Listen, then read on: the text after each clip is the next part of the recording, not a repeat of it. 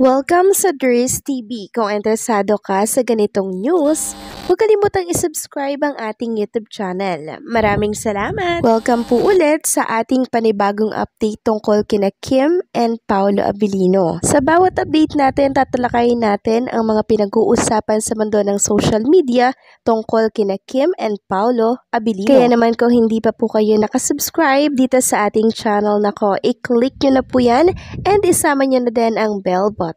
So, ayan, welcome back again sa ating YouTube channel mga ka-Kimpaw, and sa update natin ito, ang pag-uusapan natin ay tungkol sa mga importanteng kaganapan ni kina Kim and syempre kay Paolo Abilino. Pero bago po ang lahat, narito muna yung ilan sa mga napili nating komento patungkol po ito sa kakatapos lamang natin na update. So, unahin natin ang naging komento ni Ginang Jang Divit Sabilino. Sabi niya po, Diyos ko naman guys, masyado pang maaga para itapat si Shubi kay Kim. Sobrang layo pa ang tatahakin at kakaining bigas ni Shubi, kaya tumahimik na lang po kayo, okay? Meron silang kanya-kanyang charm sa tao, so hindi dapat ikumpara kay Kim, okay? Ipag-pray nyo na lang na sana tumagal siya sa mundo ng showbiz, okay? Pinaghirapan ni Kim kung ano man ang estado niya ngayon sa showbiz, no? So, wag na tayong mag-compare ng mga idol natin. Dapat positive lang palagi. So, maraming salamat po sa komento, Jang Divit Sabilino. Very well said po. Sana wag na lang pagkumparahin kasi meron silang sarili po, no? And sana po maging thankful na lang at grateful yung mga sumusuporta at nag-idolize kay Shubi, 'di ba? Dahil nakatrabaho nila ang isang Kim Chu. 'Di ba? Isang karangalan na po 'yon. Kaya sana naman wag nang susobra doon, 'di ba? Wag naman masyadong toxic. Natawa na nga lang po ako mga kakimpaw, at kanina nga nakita natin kung kanino po nagmula ang comment na yan. So, mamaya, i-reveal ko sa inyo yan. Dito pala yan sa X nagmula, mga kakimpaw. At maging ako, inis na din po. So, maraming salamat sa komento. God bless po. At ang pangalawang komento naman ay mula po kay Miss D2067. Sabi niya, pag solid fan ng Kim Pao, kahit anong paninira ng mga bashers, huwag kayong maniniwala. Wala nang magagawa ang mga yan, mga kampo na nakasamaan na walang magawa sa buhay. Basta kahit anong gawin nila, dapat tawanan lang natin kasi di titigil yung mga yan hanggat pinapansin natin sila. Dedmahin na lang natin sila, doon sila galit na galit pag walang namamansen sa kanila.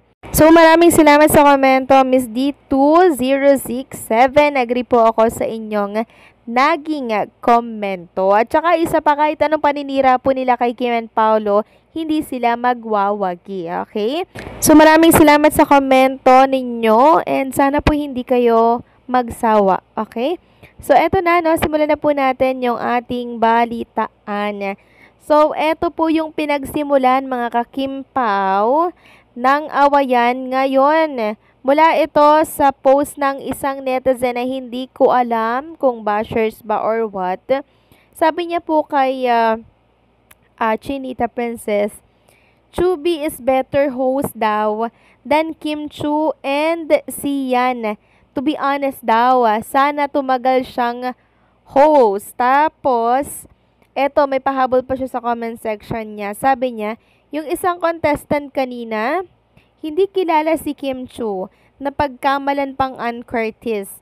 If she's better host, madlang people will recognize her easily and not forgotten daw.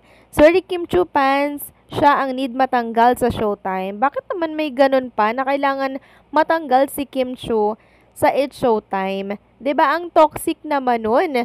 Porque hindi lang kilala si Kim Chu ng isang netizen sa loob po ng It's Showtime, ay hindi na daw nare-recognize si Chinita Princess dahil nakakalimutan na daw ng madlang people. Hindi ba pwedeng malabo lang yung mata ng netizen na yon? Tsaka isa pa, bakit may aim pa ng pagtanggal kay Kim Chu sa It's Showtime, diba? Manager ka ba ng It's Showtime? Grabe ka din, ano? Kasi alam mo, yung manager ng It's Showtime, yung producer ng It's Showtime, kitang-kita niya yung hirap and syempre yung sakripisyo ng isang Chinita princess. Pero ito pong nag-post na to, mga kakimpaw, akala mo siya po yung producer ng naturang show kung makapagsalita siya kay Chinita princess. Kaya yung post niyang yan, mga kakimpaw, inulan po ng batikos ng ilang mga netizen at syempre ng mga Kimpaw fans. So siguro may magsasabi na naman dito na bakit pinapatulan na naman yung mga ganitong post, 'di ba? So hindi natin po pwedeng palagpasin yung mga ganyang pambabatikos kay Kim Chiu at mga masasakit na salita kay Kim na tatanggalin sa It's Showtime. Aba, hindi pwede yan, no? Talagang aalma tayo dyan. Hindi tayo fans for nating lang. Andito tayo para ipagtanggol si Chinita Princess sa mga pambabatikos nila.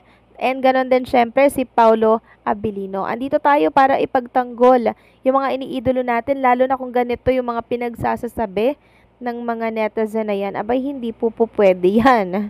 So, kayo ba? Hayaan nyo ba na ganito yung nababasa ninyo? Syempre, hindi. 'Di ba? Hindi. Talagang magsasalita at pagsasalita tayo. 'Di ba?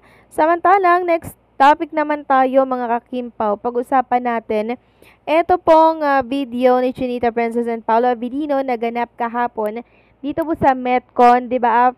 Before mag-It's Showtime ni Chinita Princess, 'di ba? Nag-gym po sila ni Paolo Abilino. So meron po kasing isang ganap or eksena doon sa video na yun na kung saan ay nakapamewang po si Chinita Princess, ha? And merong nag-i-issue na may tampuhan daw si Kim and Paolo Abilino kasi gano'n na lamang daw kung umasta si Chinita Princess kay Paolo na nakapamewang pa daw si Kim Chiu na tila daw baga ay pinapagalitan si Paolo Abilino. So baka daw may tampuhan, mga kakimpaw, tapos sa meeting daw ng Dreamscape office wala daw si Chinita Princess. And wala daw picture si Kim and Paolo Abilino na magkasama. Sus Mio Marimar naman.